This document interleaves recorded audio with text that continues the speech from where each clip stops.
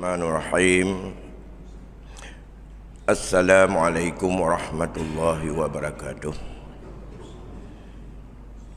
Alhamdulillahirabbil alamin. Wal 'aqibatu lil muttaqin. Wala 'udwana illa 'alal zalimin.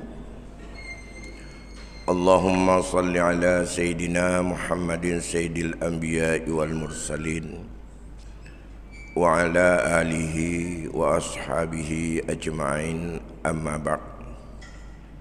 Faya ibadallah, ittaqullaha haqqa tuqatih wa la tamutunna illa wa antum muslimun. Segenap puji beserta syukur kita persembahkan kehadirat Allah Subhanahu wa taala. Selawat beriringan salam keharibaan junjungan kita Nabi besar Muhammad sallallahu alaihi wasallam pada keluarga dan sahabatnya sekalian, para guru-guru kami, bapak-bapak, saudara-saudara dan ibu-ibu sidang jamaah pengajian yang dimuliakan Allah. Baiklah, pada malam ini kita lihat sedikit bahawa fenomena kehidupan rumah tangga kita rentang dengan terjadinya perpisahan atau perceraian yang kadang-kadang indikasi itu dianggap sebagai satu hal yang sangat negatif, yang mana dengan mudahnya terjadinya cerai dalam kehidupan rumah tangga seolah-olah hal itu tabu dan tidak baik dalam agama. Namun perlu kita ketahui, andai kata alasan-alasan yang mengakibatkan terjadinya perceraian kadang-kadang itu adalah merupakan perintah dan anjuran daripada agama kita, sehingga kita tahu bersama ada 3 sebab yang bisa untuk terjadinya perceraian dalam hukum Islam. Yang pertama, terjadinya talak. Yang kedua, terjadinya khulu'. Yang ketiga, terjadinya fasakh. 3 hal itu adalah dalam koridor ketentuan agama. Hak daripada perempuan untuk memisahkan diri daripada suami yang diberi secara penuh adalah khulu'. Hak sepenuhnya seorang laki-laki sebagai suami diberikan kewenangan talak, dan ini tidak ada sangkut paut dengan siapapun.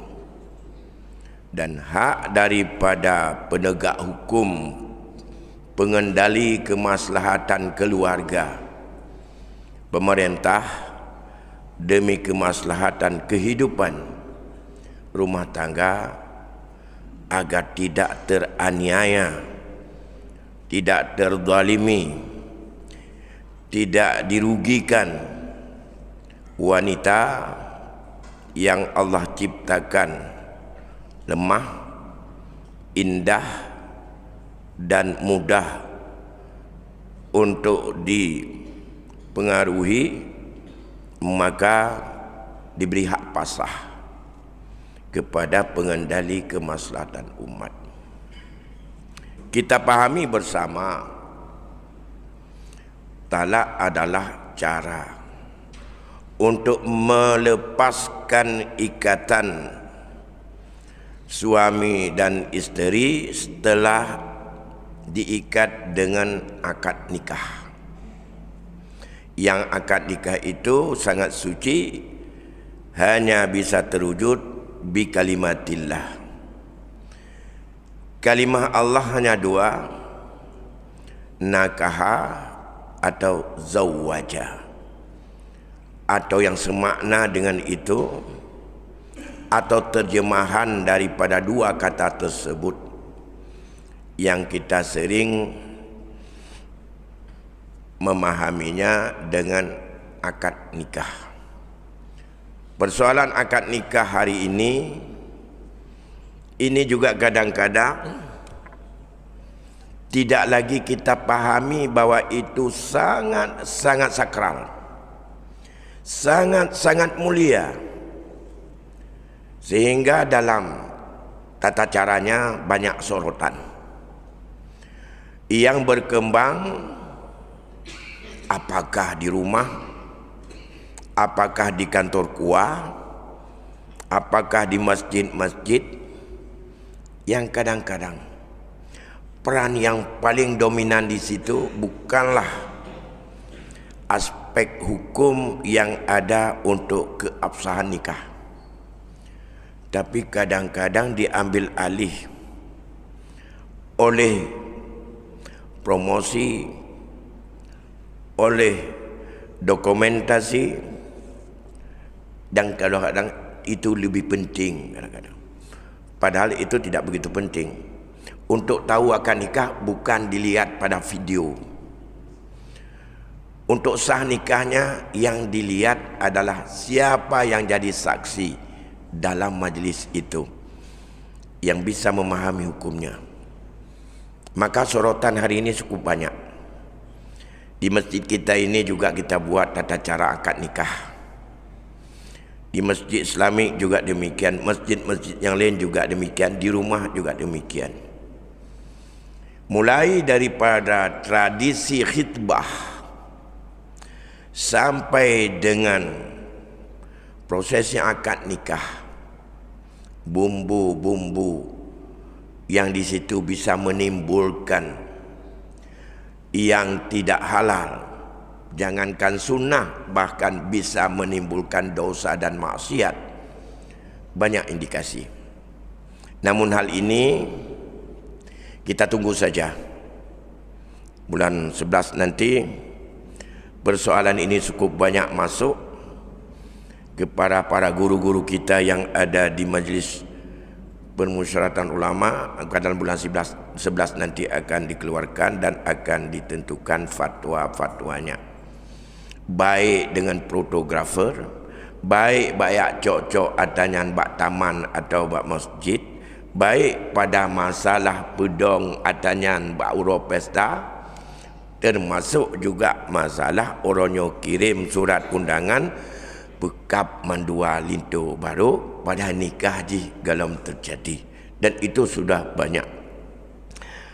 Tapi saya masuk hari ini menyangkut dengan masalah persoalan talak, yang merupakan bentuk pelepasan dari pihak suami terhadap ikatan nikah dengan isterinya.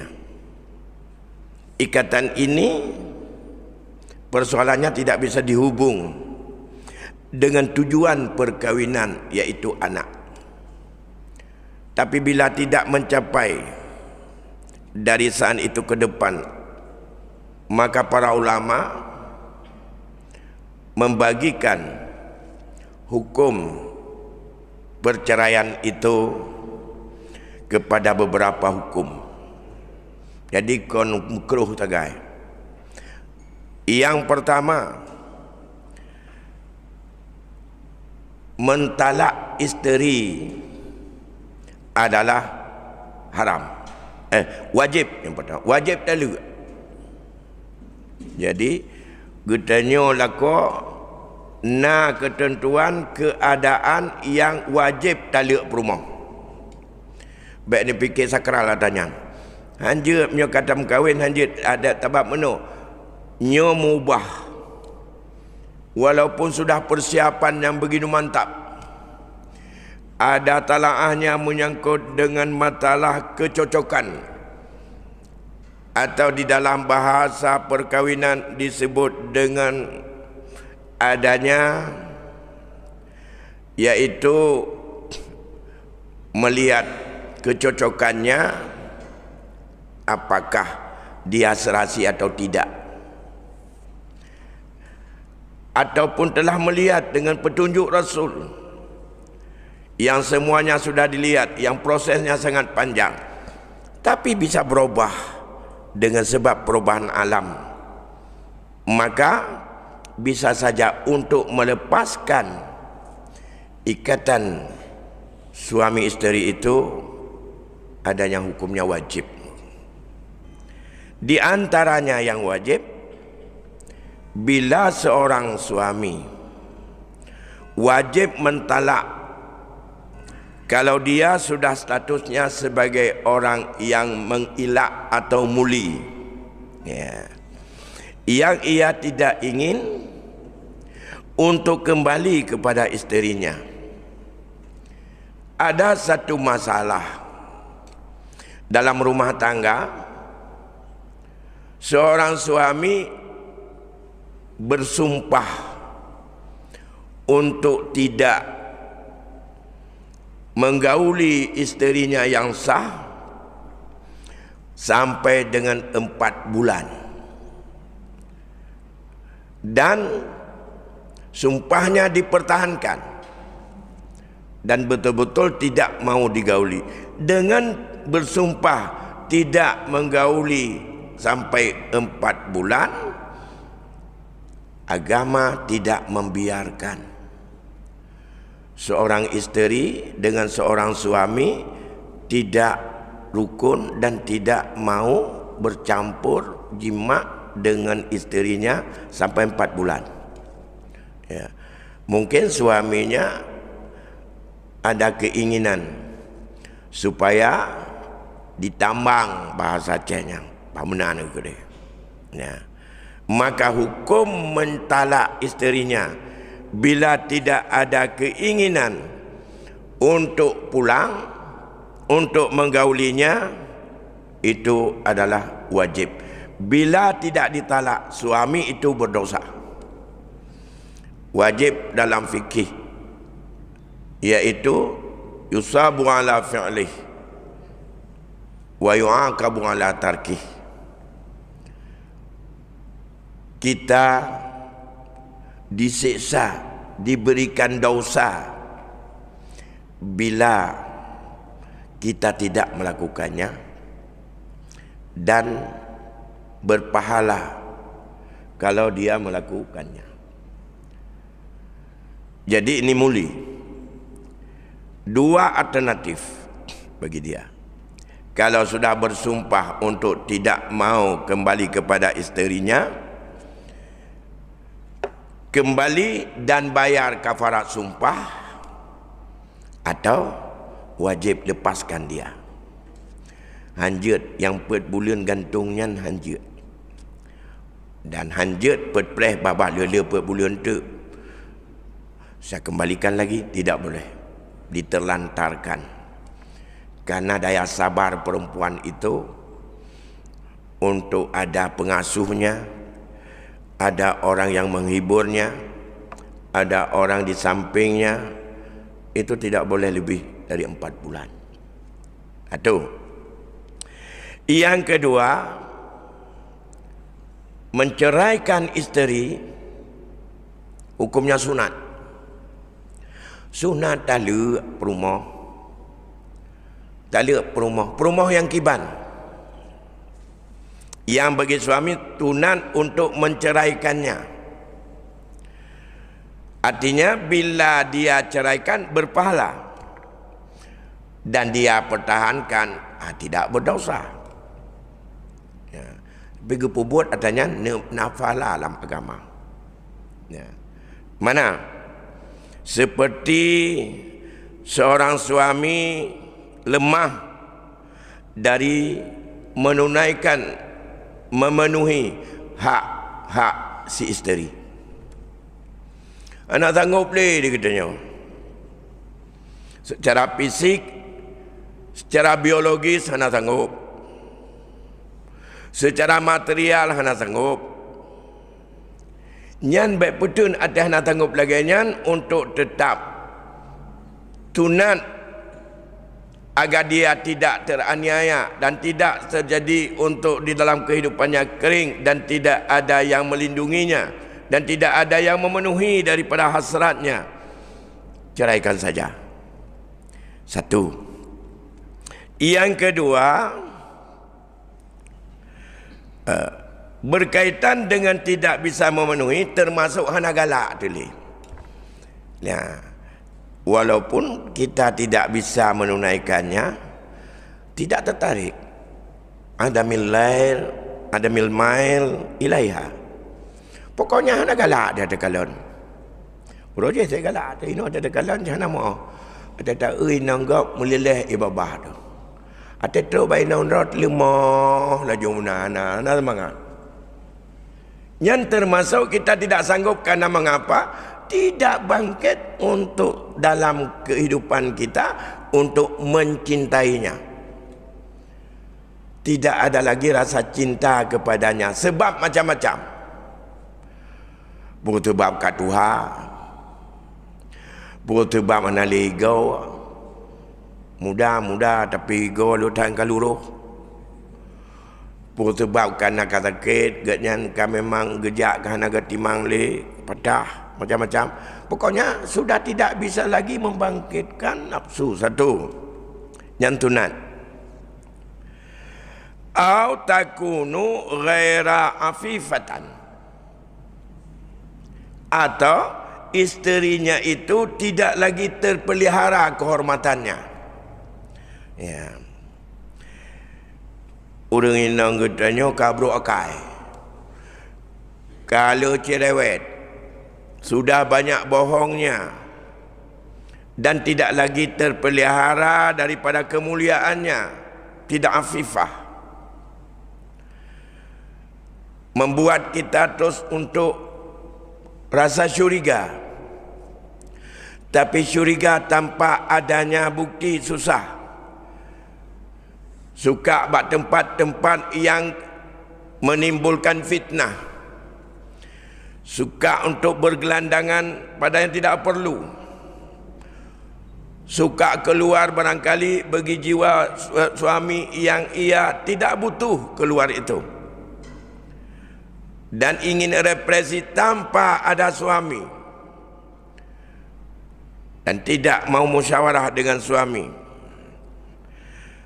Syarat kalau dia sudah tidak lagi terpelihara kehormatannya dalam pandangan kita.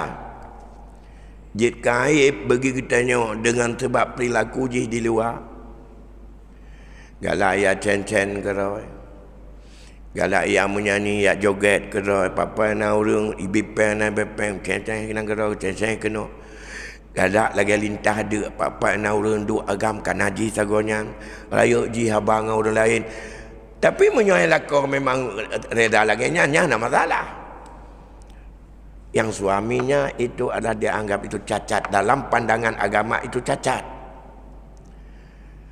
Maka dalam hal ini, syaratnya, malam yakhsha al-fujuru biha. Selama setelah kita cerai, tidak ada kekhawatiran kita akan melakukan pelanggaran-pelanggaran dengannya. Artinya, jih memang hana pahle ka kurang ifah, kurang menjaga diri. Tapi dia tak cek, getanya lagi nyancit dan tak sedar jih. Ya, ada alasan macam-macam. Tinggal aku anumin. Olehnya kata jak menumpuk dengan jih. Kagalak lom. Yang menyatampur terjadinya mencewek lagi setelah cerai. Nya hana tunat.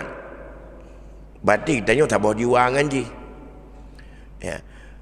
Tapi kalau kita merasa bahwa martabat kita jatuh dengan sebab perlakuan dia, dan setelah kita menceraikannya tidak ada sedikit pun dalam prospek dan kita akan melaksanakan dan akan terdorong melakukan hal-hal yang tidak disukai oleh agama atau sifatnya fujur.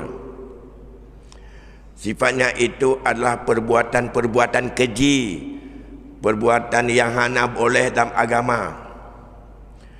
Tip uro ya anu min peduk mai likut dah kan melam kau kena mano tertinggal lu kan mit di mana aji henang ajak aku mai sian duk lelam aji kupi lam pada kali ceri wa galam. Begitu juga kadang-kadang hana fikir panjang. Olehnya kalau ada kekhawatiran melakukan perbuatan curang dengan dia setelah cerai, itu tidak sunat. Betul nak jual kayaknya. Tapi oleh dah cerai pikon lain nak minta kenan lom tak. Ini sunat. Au sayyi'atul khuluq. Sunat menceraikan isteri oleh suami kalau dalam pandangan adat dan agama dia buruk akhlaknya, dengan sekira-kira la yasbiru ala usratiha adatan fima istadharu syekhuna. Menurut syekhuna, standar akhlak yang jelek pada seorang isteri adalah berlaku menurut keadaan adat, kebiasaan orang. Secerewet itu dia, ataupun dia ngomong entah apa saja, atau dia itu cemburu yang berlebihan, hanya minta rezeki. Menurut adat menyodum nan tajam babah ganyan haid tertun secara adat. Ya. Menurut adat menyodum nan yan hanagot dan haid tertun untuk tasabah dan untuk kita terus untuk bisa mendidik dan mengayominya. Itu juga sunat untuk dilepaskan isterinya, cari lain kalau perlu. Nah, kemudian yang selanjutnya, hukum menceraikan isteri yang ketiga adalah haram. Nah, yang haram ya. Termasuk yang haram itu adalah dikenal dengan talak bid'ah. Talak bid'ah itu kita suami menceraikan isteri, saat itu isteri dalam keadaan datang bulan. Yang cerai katanya, walaupun menjaga cerai talak ada, namun hukum ji haram. Haram, mendosa dia. Jadi yang kerja ijikkan ukuran bak bengeh tu malu. Payah bertatupu urang inang tu, maka ge pegah dalam hadis. Imsaku bil ma'ruf atau tasrihu bi ihsan. Menyatakan talak tak cerai perumah tu dengan baik-baik. Mana dengan baik-baik? Memang betul-betul tidak ada sidi yang bisa untuk terjadinya ketenangan dan pencapaian terhadap tujuan perkawinan. Apa tujuan perkawinan? Kalau kita lihat di dalam kitab Ihya Ulumuddin yang diringkaskan oleh para ulama, Imam Ghazali mengatakan tujuan perkawinan yang pertama adalah untuk adanya anak yang saleh. Ngatna anaknya yang saleh. Anak yang saleh itu apabila dia hidup dan ia besar menjadi sebagai amalan bagi kita tambahan. Di meninggal dunia mentang ubud tengah terdidik, maka ia menjadi sebagai pemberi syafaat kepada dua ibu bapanya. Maka Atas dasar itu dalam hukum jinayat, dalam mendidik anak, selama anak itu belum balik, masih dianggap anak kecil, maka dibenarkan kepada ayah, kepada ibu, nenek, kakek dan terus ke atas untuk memberikan hukum dalam bentuk hukum takzir kepada anaknya. Begitu juga kepada orang-orang tertentu yang diberikan izin oleh orang tuanya, mama atau ibu, untuk memberikan hukuman akan mendidik dia terhadap sesuatu la yaliqu bihi, hanya cocok dilakukan oleh anak tersebut, bukan karena anak itu melakukan maksiat. Bahkan karena perlu anak ini berkembang dan besar menjadi anak yang saleh, maka hak takzir diberikan kepada ayah, diberikan kepada ibu dan orang-orang yang diizinkan. Begitu juga hak takzir itu diberikan kepada seorang guru, seorang ulama, keguraya. Agama memberikan hak takzir, di mana apakah kalau dengan guraya dia itu adalah masih kecil atau sudah besar, selama seorang anak dia mengikat diri dan berguru kepada seseorang, maka gurunya bisa untuk mendidiknya, diberikan hukum kekuasaannya untuk memberikan takzir. Artinya takdib, boleh dengan memukul, boleh dengan menasihati, boleh dengan memakinya, boleh dengan menamparnya, dengan syarat kalau mukul tidak melebihi daripada 40 kali, dan pukulannya tidak bisa untuk membahayakan dirinya atau tidak melukai.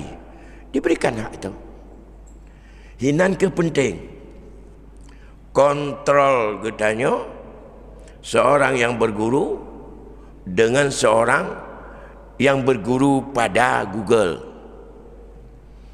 Menyata menggurau pada Google, hana tahu tegur tu. Tenang dah ikut, anak tenang dah menyambut ramu gurau, bak gurau.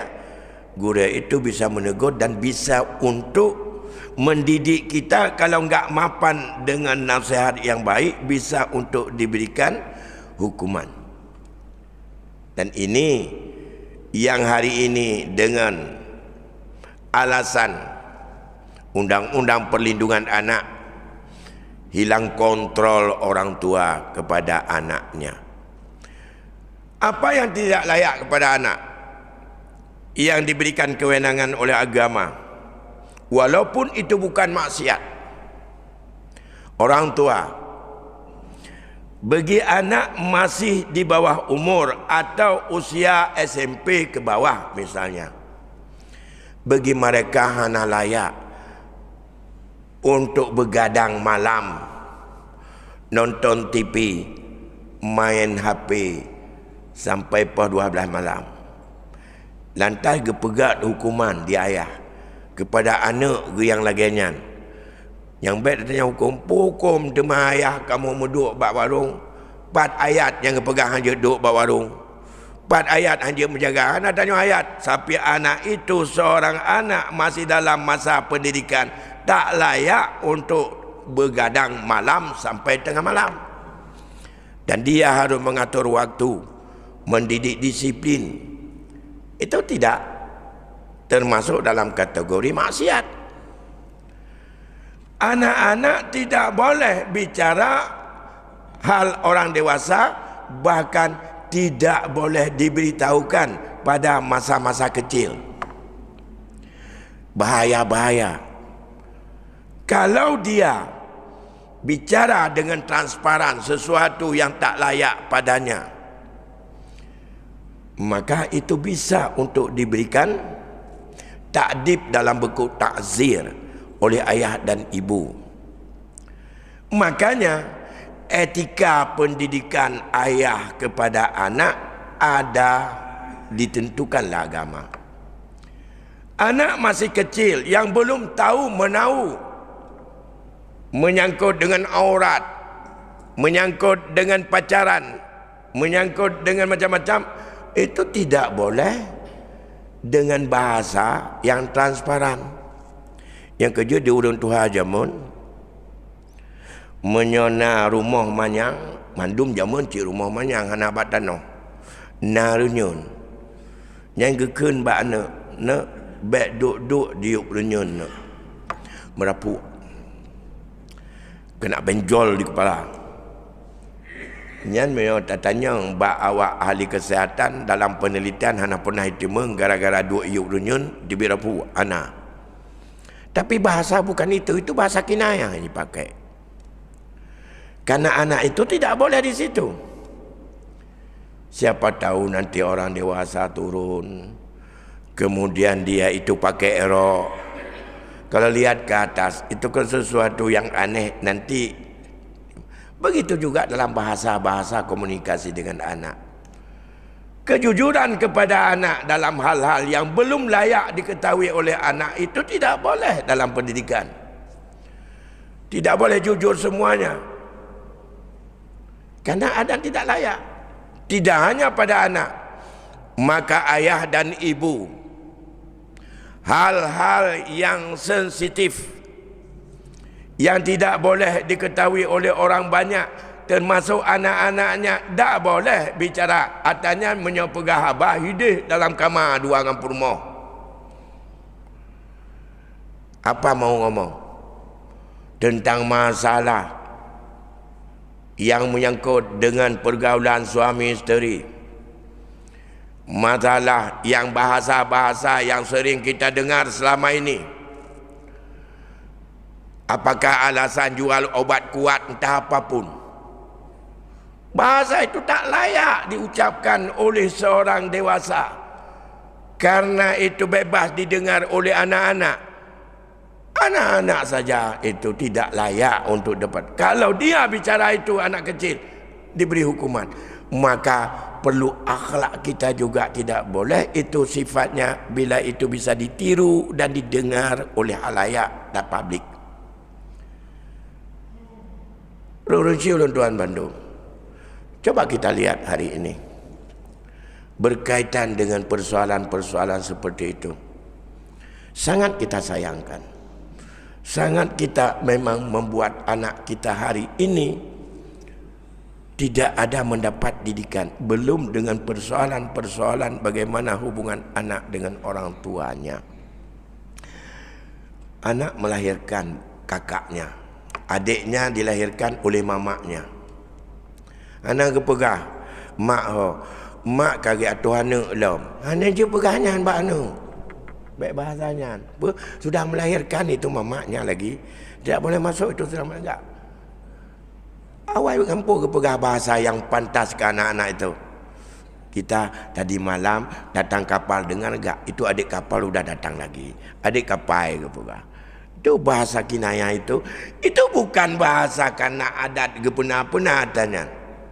Dalam rangka memilih takdib anak itu agar anak itu bertumbuh baik dalam sehat, dan ia belum pantas untuk dia ngomong hal-hal itu. Kalau demikian tidak pantas juga kita sampaikan dalam publik, di TikTok, macam-macam harta bahasa yang seperti itu, dan itu hukumnya haram. Karena membuat anak yang belum tahu. Tidak bisa kita tutup itu. Anak kecil aja udah buka TikTok hari ini, buka dunia maya macam-macam itu. Ya, jangankan itu di rumah tangga, di luar kamar, kecuali hanya dua suami isteri silakan. Ngulai aja, kadang urun dengar, yang itu tak layak. Nak kode etik dalam rumah tangga, kon pupu yang mohon taruah laju, dengan babahrot, hanjut. Baik, kembali kepada hukum. Maka hal yang demikian tadi itu adalah kalau sudah sampai kepada cacat, dan itu adalah menurut dalam pandangan adat dan pandangan agama itu cedera, maka Haik tatun dia katanya di Taurat igap dan draw tersendiri malai terdengar menyapa rumah tanya sunat tala modelnya. Bagi yang minta sama model draw gitu. Sunat disunatkan untuk kita menceraikannya. Nah, kemudian yang haram tadi bila isteri dalam keadaan sedang datang bulan. Tunggu sampai dia itu suci. Setelah suci silakan menceraikannya. Apakah talak raj'i, talak bain, talak apapun, tunggu dalam keadaan situasi isterinya. Hikmahnya banyak sekali. Kalau diceraikan pada masa suci bagi si isteri, maka masa iddah dia itu lebih cepat. Tidak sampai 3 bulan. Tapi kalau dalam masa dia sedang datang bulan dicerai, masa untuk habis iddah dia lebih lama. Karena dalam mazhab kita yang paling kuat makna quru 3 kali suci itu adalah bukan datang bulan, 3 kali suci. Kalau diceraikan pada masa suci, habis suci itu sudah sekali suci. Bagaimana kalau hari ini hari terakhir suci, malamnya diceraikan, lantas dia sudah dihitung sekali suci saat daripada ditalak, dan ia kesempatan ada waktu sedikit untuk dalam keadaan suci baru datang bulan, itu sudah sekali suci. Kemudian datang bulan, apalagi kalau 7 hari yang datang, suci lagi. Habis suci kedua sudah 2 kali. Kemudian datang bulan kedua kali, habis itu suci. Habis suci itu, habis suci yang ketiga, selesai iddah. Bisa saja tidak sampai 3 bulan. Kadang 2 bulan kabeh. Yang kerja dengan suci, iddahnya itu tidak mesti harus 3 bulan. Masa iddah dan masa itu belum bisa untuk menerima, dan haram seorang dalam iddah untuk melamar atau berkhitbah kepada dia. Nah, ada satu lagi hukumnya, yaitu makruh. Itulah yang hukum dasar, tidak ada cacat apapun. Dia baik, taat kepada suami, tidak buruk akhlak, tidak disuruh oleh 2 ibu bapa daripada suami, bukan karena fitnah, bukan karena benci, tetapi karena melihat keadaan yang tidak bahagia mereka. Maka hukum yang ketiga, itulah hukum yang dipahami daripada hadis Nabi, abghadullahul halal at-talaq, yang Allah tak suka terhadap perbuatan halal, itulah talak, maka hukumnya makruh. Lurisi Tuan Bandung, saya pikir itulah beberapa hal yang dapat kami sampaikan malam ini. Nanti insyaAllah di waktu yang lain kita sambung kembali menyangkut dengan bentuk-bentuk talak yang ada hari ini, yang secara sarih mana, yang kinayah yang mana, taukil talak seperti apa, tafwid talak seperti apa, talak raja ataupun talak kinayah itu seperti apa, yang kadang-kadang kita sadar, dan itu jangan untuk kita main-main dengan dia, sama karena dia itu dengan bentuk apapun tetap jatuh talak, walaupun untuk hazal atau main-main atau untuk lak. Demikian, lebih kurang saya mohon maaf. Hasbunallah wa ni'mal wakil, ni'mal maula wa ni'man nasir, la haula wa la quwata illa billahil aliyil azim. Wallahu a'lamu bissawab. Assalamualaikum warahmatullahi wabarakatuh.